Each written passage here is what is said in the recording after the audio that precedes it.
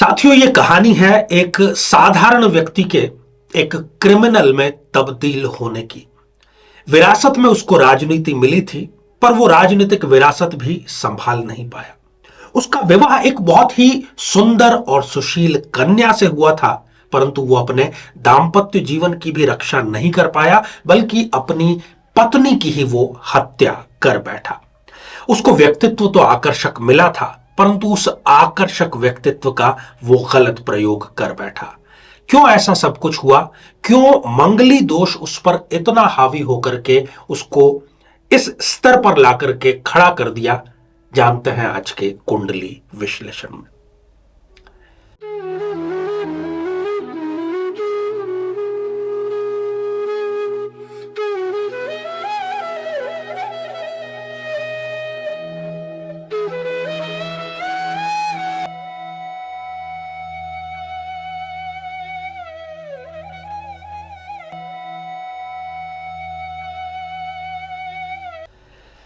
तो मेरे बहुत ही प्रिय और बेहद सम्मानित साथियों, हृदय की असीम गहराइयों से अभिनंदन, बहुत बहुत हार्दिक स्वागत।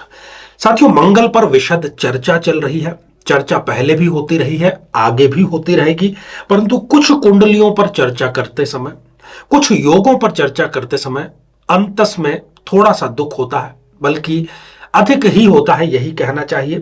परंतु संसार इसी का नाम है। यहां पर हर प्रकार के प्राणी आते हैं।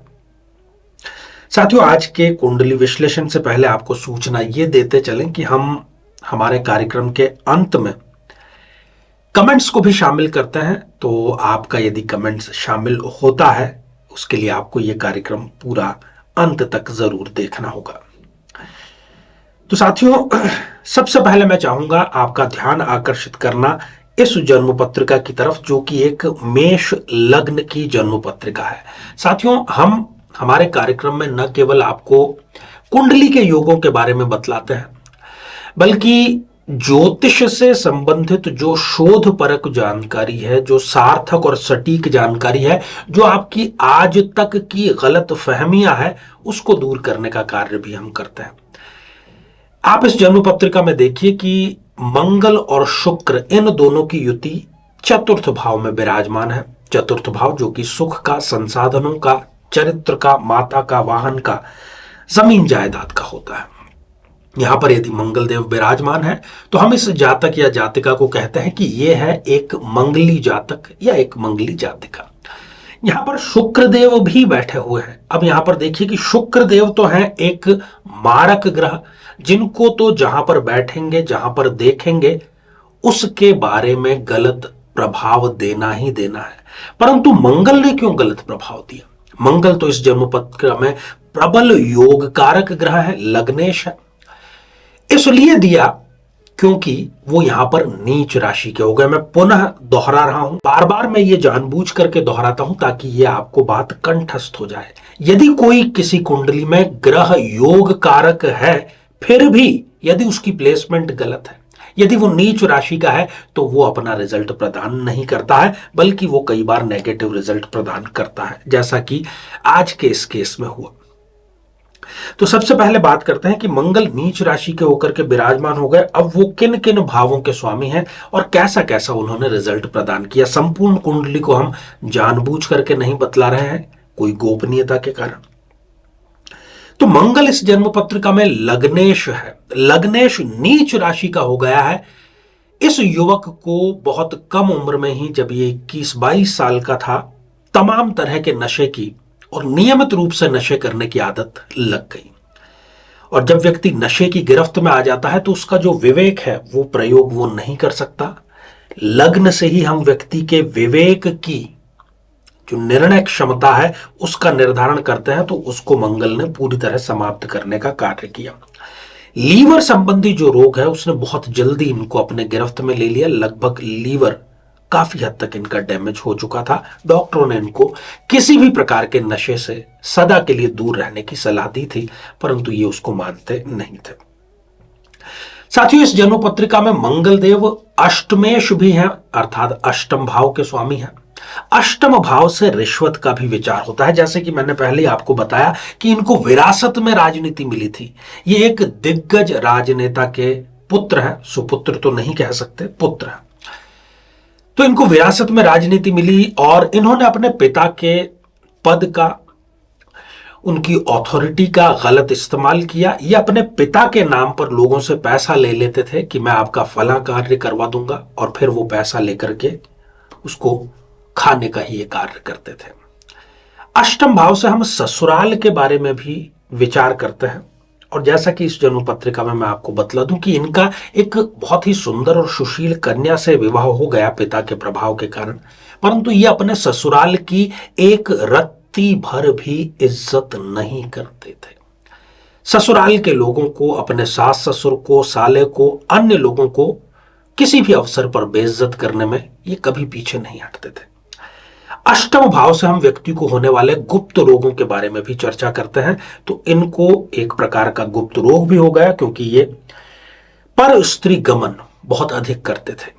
कई महिलाओं से इनके अवैध संबंध थे और उसका परिणाम यही हुआ। मंगल स्वयं चतुर्थ भाव में जाकर के विराजमान है। चतुर्थ भाव माता का होता है, माता जो कि हमें जन्म देती है, हमारे लिए वो सृष्टि करता ही है एक प्रकार से। तो मंगल ने यहां पर बैठ करके इनको ऐसा बना दिया कि ये अपनी माता का भी व्यक्ति अनादर करता था। चतुर्थ भाव से हम संसाधन, जो वाहन है, गाड़ी है, घोड़े है, उसके बारे में चर्चा करते हैं। तो वो इनको बचपन से ही मिला, बॉर्न विथ सिल्वर स्पून थे, पर संसाधनों का गलत प्रयोग लगातार करने के कारण ना तो इनको पैसे की अहमियत रह गई और ना ही स्वयं इनको अपने बलबूते पर संसाधन जुटाने की कोई भी भूख थी। साथियों, चतुर्थ भाव से हम व्यक्ति के नैतिकता का, उसके नैतिक चरित्र का निर्धारण भी करते हैं। वहां पर मंगल ने नीच राशि का होकर के, शुक्र भी साथ में विराजमान है, किया ये कि इनका नैतिक पतन कर दिया और ये नित नई लड़कियों के साथ में संबंध स्थापित करने का कार्य करते थे। फिर भी जो इनकी वासना है वो समाप्त नहीं होती थी। मंगल अपनी चौथी दृष्टि से सप्तम भाव को देख रहा है। तो सप्तम भाव पत्नी का होता है, वैवाहिक जीवन का होता है। अपनी पत्नी को प्रताड़ित करने, उसको शारीरिक रूप से प्रताड़ित करने, मानसिक रूप से प्रताड़ित करने, इमोशनल प्रताड़ित करने में इन्होंने कोई भी कोर कसर बाकी नहीं रखी। सप्तम भाव से हम व्यभिचार की भी चर्चा करते हैं, उसमें इन्होंने कोई कसर बाकी नहीं रखी। वासना की भी चर्चा हम सप्तम भाव से करते हैं। तो इस दृष्टि ने कोई कसर इनकी वासना होने में, उसका गलत प्रयोग करने में कोई कसर बाकी नहीं रखी। यहां पर बैठे हुए सप्तम भाव के मंगल देव सप्तम दृष्टि से दशम भाव को देख रहे हैं, जो कि पिता का भाव है, सम्मान का भाव है। इन्होंने स्वयं के और अपने पिता की कई वर्षों की इज्जत थी, उसको मिट्टी में मिलाने में अपनी तरफ से कोई कसर बाकी नहीं रखी इस नीच के मंगल की दृष्टि के कारण। विरासत जो पिता ने दी वो इसको संभाल नहीं पाते, क्योंकि पिता का जो घर है वो भी पूरी तरीके से डैमेज हो गया। साथियों, अब बात करते हैं शुक्रदेव की।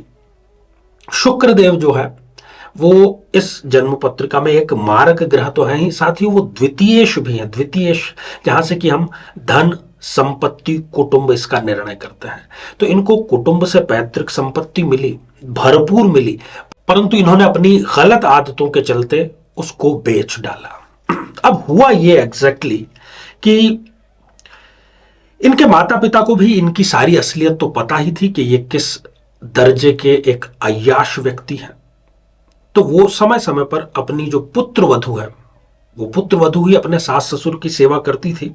बेटा तो नालायक था ही, तो वो कुछ धनराशि उसके नाम पे करते रहते थे। अब सास ससुर की तो डेथ हो चुकी थी और पत्नी जो है वो इनको बार बार नशा करने से मना करती थी, तो वो इनको बहुत ज्यादा चुभता था।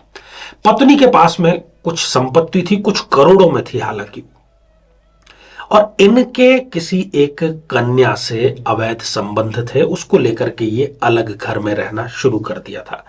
अब इन्होंने स्वयं की संपत्ति को तो तिलांजलि दे ही दी। अब इनकी नजर थी कि पत्नी के पास में जो मेरे माता पिता रख करके गए हैं उसको कैसे हड़पे। पत्नी ने स्पष्ट बना कर दिया कि अब तुम्हें गलत कार्यों के लिए पैसा मैं नहीं दूंगी, बिल्कुल भी नहीं दूंगी। इन्होंने एक प्लान बनाया और इन्होंने और इनकी जो गर्ल फ्रेंड, महिला मित्र है, उन्होंने मिल करके एक साजिश के तहत, एक षड्यंत्र के तहत इनकी हत्या करा दी। हालांकि अभी आज की तारीख में ये स्वयं और इनकी महिला मित्र कारागार में बंद है। परंतु आपने देखा कि किस प्रकार से एक मंगल ने, नीच के मंगल ने योग कारक होते हुए भी अपनी नीचता को पूर्ण रूप से पराकाष्ठा में कैसे दिखाया और एक व्यक्ति को वो व्यक्ति से लेकर के क्रिमिनल तक की उसने पूरी यात्रा करा दी। साथियों, इस प्रकार की जो घटनाएं हैं दुखद है और इससे हमें सबक लेने की जरूरत है। सबसे बड़ा सबक ये कि जब भी हम कुंडली मिलान करें तब ये सारी चीजें देखें कि किसी प्रकार के नशे का योग तो नहीं है, कहीं पर स्त्री गमन का योग तो नहीं है, कहीं किसी प्रकार की अल्प आयु या आत्महंता का योग तो नहीं है। जो व्यक्ति नशे की गर्त में डूबा ही रहता है उससे बड़ा आत्महंता कौन होगा। आत्महत्या करने वाला तो एक ही दिन अपने शरीर को नष्ट करता है, परंतु जो नित्य ही नशे की गिरफ्त में रहता है वो प्रतिदिन ही अपनी शरीर के साथ ही आत्मा को भी समाप्त करने का कार्य करता है। जीवन में किसी समस्या का सामना कर रहे हैं, जैसे कि शादी में देरी होना, पति पत्नी में मनमुटाव या तलाक तक की नौबत आ जाना, संतान का प्राप्त न हो पाना, नौकरी या धन प्राप्ति में बाधा आना, जीवन के प्रत्येक क्षेत्र में किसी न किसी प्रकार की बाधा आना, तो आज ही अपनी जन्म पत्रिका का संपूर्ण विश्लेषण करवाएं और पाएं समस्या से सदैव के लिए मुक्ति। तो साथियों, आइए अब हम बढ़ते हैं आज के हमारे कमेंट के चरण की तरफ। और पहला ही जो कमेंट है ये ज्योति शिवकंद जी ने लिख भेजा है और आपने लिखा है कि बिल्कुल सही कहा गुरुजी आपने। ज्योति जी, आशीर्वाद हृदय की असीम गहराइयों से, और चूंकि हम शास्त्रीय और हमारे जो स्वयं के आर्काइव में कुंडलियां होती है उसको लेकर के शोध करके ही कोई भी आपके पास में कार्यक्रम लेकर के आते हैं, प्रस्तुत करते हैं, तो उसका शुद्ध होना, सटीक होना, सार्थक होना, हमें तो उस पर कोई संदेह नहीं होता। आपके कमेंट से हमें दर्शकों का भी पता चलता है, तो ढेर सारी आपको शुभकामनाएं, बहुत शुक्रिया। साथियों, अगला कमेंट ये नियमित दर्शक है हमारे थोराट दीप्ति जी, आपने श्री शिवाय नमस्तुभ्यम लिख भेजा है। दीप्ति जी, आशीर्वाद हृदय की असीम गहराइयों से। अगला कमेंट शुभम गुप्ता जी ने लिख भेजा है, गुरुजी प्रणाम, हम तुला लग्न के हैं, सप्तम भाव में मंगल देव हैं, मेरे डाइवोर्स को 3 वर्ष हो चुके हैं, दूसरी शादी कब होगी। देखिए, दूसरी शादी का जो प्रश्न है वो हम नवम भाव से देखते हैं, तो आपकी जन्म पत्रिका में नवमेश है बुध देव, तो जब भी आपको बुध की दशा अंतरदशा आएगी या आपके नवम भाव में कोई ग्रह विराजमान है उनकी दशा अंतरदशा आएगी, तब ही आपका जो दूसरा विवाह है वो संपन्न जरूर होगा। हाँ, उसमें आप ये जरूर देख लीजिए कि नवम भाव में बैठे हुए ग्रह या स्वयं नवमेश में डिग्री वाइज बलाबल है या नहीं, कहीं वो अस्त अवस्था में ना हो। ये दोनों चीजें आपको जरूर देखना है। तो साथियों, आज के लिए केवल इतना ही, और इसी मंगल कामना के साथ में कि आप सभी स्वस्थ, समृद्ध और शांतिपूर्वक जीवन व्यतीत करें। नमस्कार।